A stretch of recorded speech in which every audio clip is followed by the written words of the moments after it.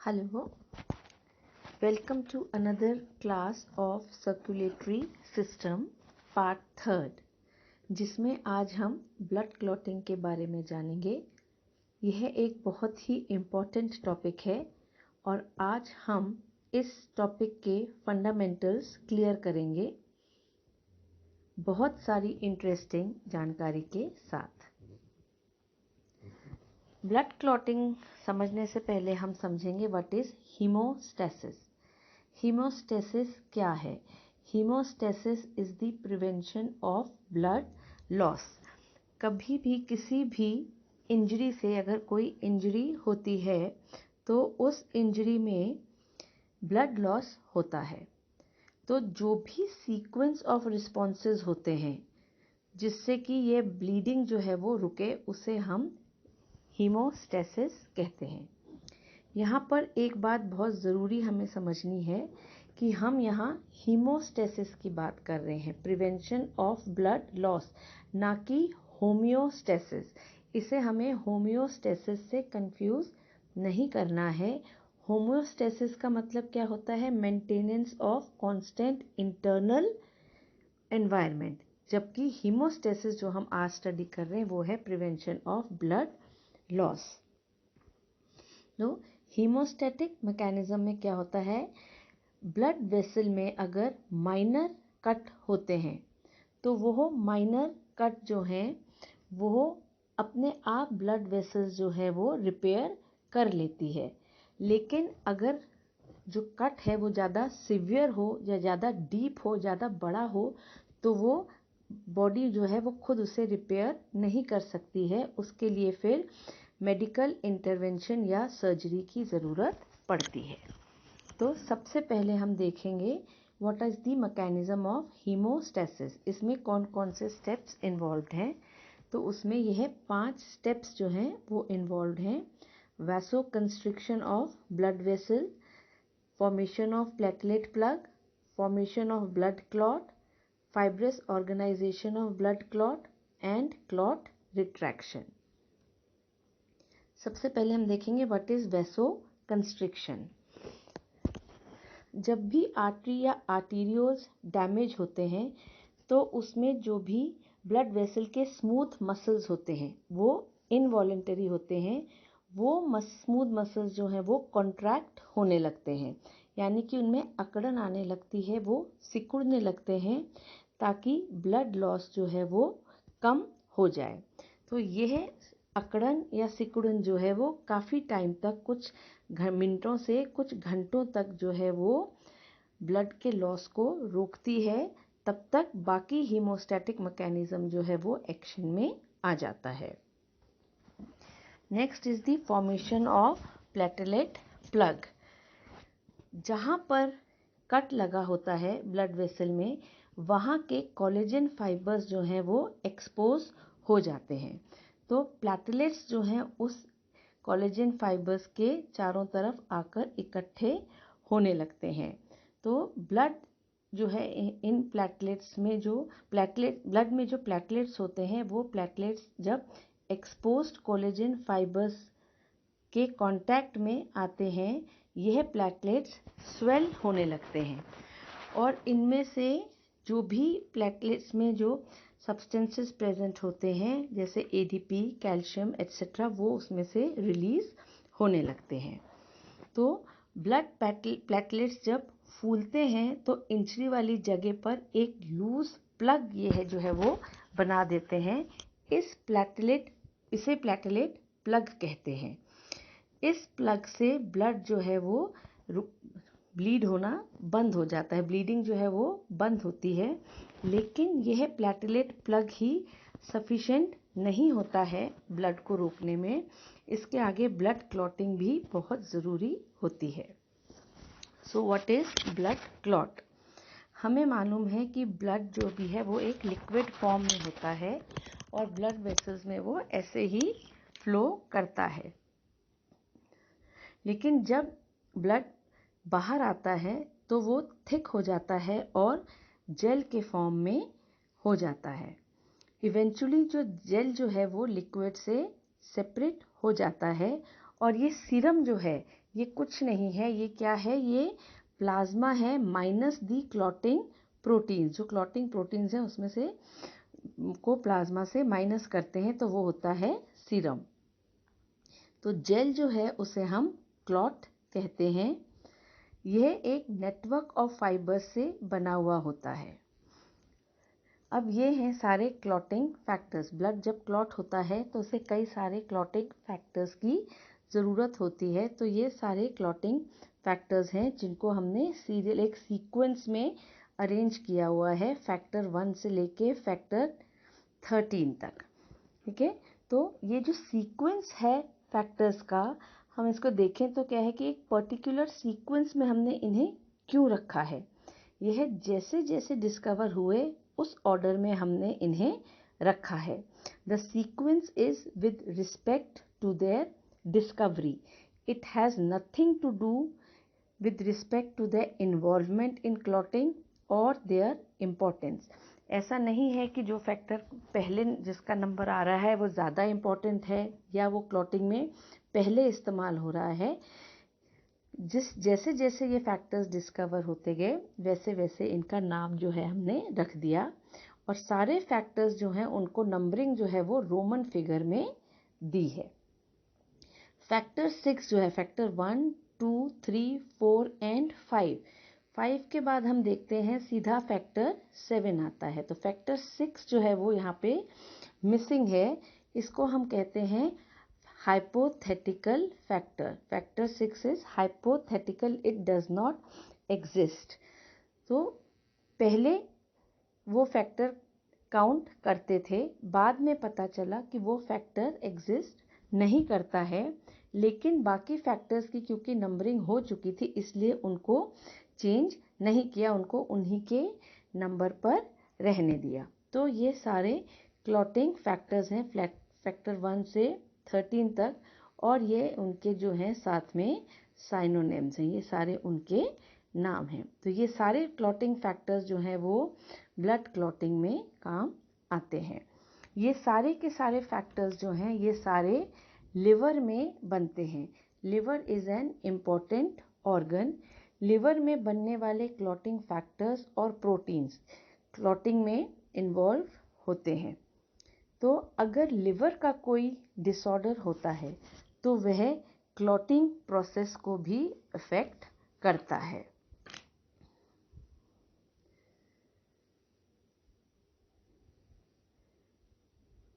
Now next is stages of blood clotting। जब blood clot होता है तो उसमें हम 3 स्टेजेस पढ़ते हैं। पहला है formation of prothrombin activator, second is conversion of prothrombin into thrombin, और थर्ड है conversion of fibrinogen into fibrin.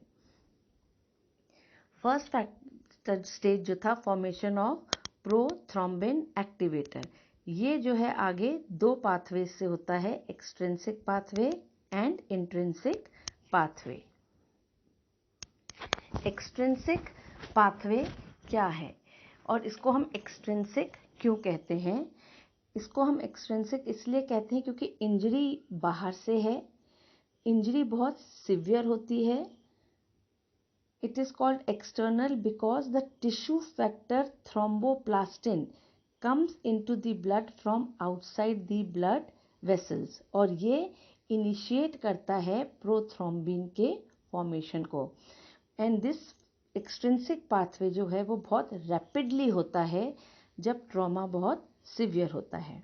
तो इसमें कौन कौन से स्टेप्स इन्वॉल्व हैं? सबसे पहला जो है फर्स्ट हम देखते हैं कि जो इंजर्ड टिश्यू या ट्रॉमेटाइज्ड टिश्यू है वो टिश्यू फैक्टर 3 जो है उसको रिलीज करता है, थ्रोम्बोप्लास्टिन। ठीक है, टिश्यू फैक्टर 3 जो है उसको रिलीज करता है। सेकंड स्टेप में टिश्यू फैक्टर जो है कैल्शियम आयंस की प्रेजेंस में फैक्टर 7 के साथ कॉम्प्लेक्स बनाता है और फैक्टर 10 को एक्टिवेटेड फैक्टर 10 में कन्वर्ट करता है। दिस इज एक्टिवेटेड फैक्टर 10, इसको XA लिखते हैं। थर्ड स्टेप में एक्टिवेटेड फैक्टर 10 फॉस्फोलिपिड्स और फैक्टर 5 के साथ कंबाइन होता है और प्रोथ्रोम्बिन एक्टिवेटर फॉर्म करता है। प्रोथ्रोम्बिन एक्टिवेटर फिर in the presence of calcium ions splits the prothrombin to form thrombin. Next is intrinsic pathway. Intrinsic pathway में फर्स्ट स्टेप जो है उसमें ब्लड इंजरी या ब्लड ट्रॉमा जो है वो फैक्टर 12 को एक्टिवेट करता है और प्लेटलेट फैक्टर 3 को रिलीज करता है। स्टेप 2 में एक्टिवेटेड फैक्टर 12 जो है वो फैक्टर 11 को एक्टिवेट करता है।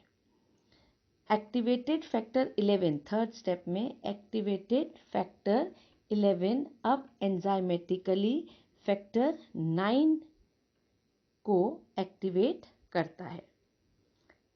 नेक्स्ट स्टेप में फोर्थ स्टेप में activated factor 9 activated factor 8 phospholipids और P43 प्लेटलेट फैक्टर 3 और कैल्शियम आयंस के साथ मिलकर फैक्टर 10 को एक्टिवेट करता है। और अब एक्टिवेटेड फैक्टर 10 जो है एक्टिवेटेड फैक्टर 10 फैक्टर 5 के साथ प्लेटलेट्स फॉस्फोलिपिड से कंबाइन होकर प्रोथ्रोम्बिन एक्टिवेटर फॉर्म करता है।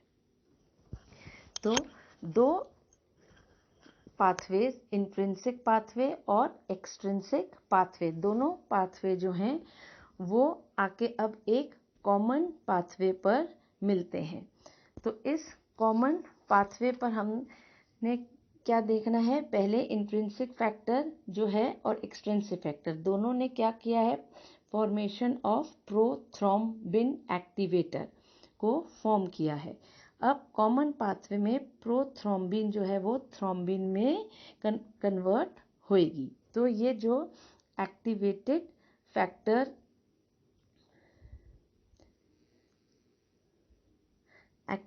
फैक्टर जो है वो अब कन्वर्ट करेगा प्रोथ्रोम्बिन को थ्रोम्बिन में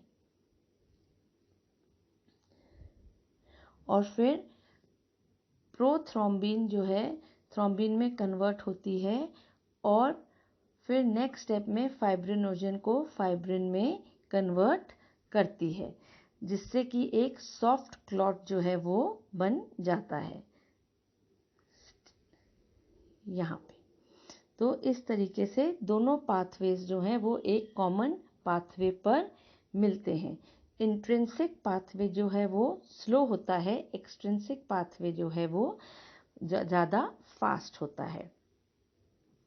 सो we see that in extrinsic pathway जो है it is activated by external trauma जो कि ब्लड को वेस्कुलर सिस्टम से एस्केप कराता है।